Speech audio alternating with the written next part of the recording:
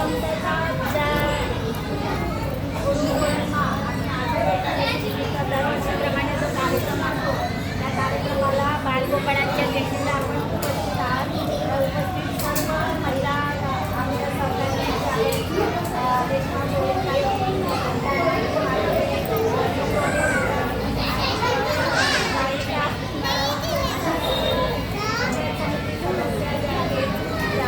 सर्व महिला मैत्रिणी आहेत त्यांचे मी सर्वप्रथम स्वागत करेन. कारण बरं वाटलं की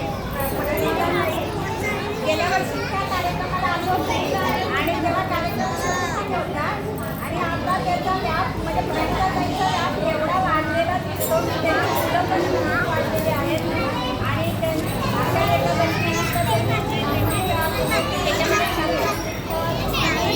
आणि मुलांचा सहभाग मुलांचा डान्स म्हणजे एवढे मुलांना शिकवणं आपल्याला समाजामध्ये पण एवढा खरोखरच कौतुक करायला पाहिजे.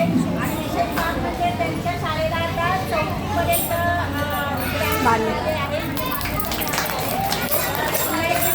अभिनंदन करते आणि तुमचे सर्व आणि आता जे पॅरेंट्स केले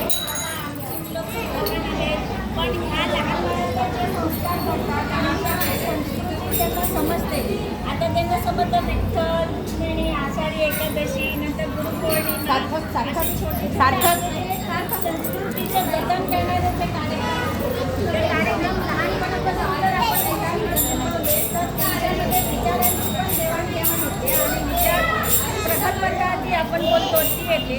आणि मेन म्हणजे दिंडीचं एक महत्त्वाचं असतं की विठ्ठलाला भेटण्याची आस लागलेली असते. म्हणजे ते टार्गेट बोलू शकतो ठरलेलं असतं. तसं आपल्या आयुष्यातलं एक आपला टार्गेट ठरलेला असतो आणि तो टार्गेट कम्प्लीट कसं करायचा हे दिंडी सांगतात त्यांच्याकडून शिकायचं असतं.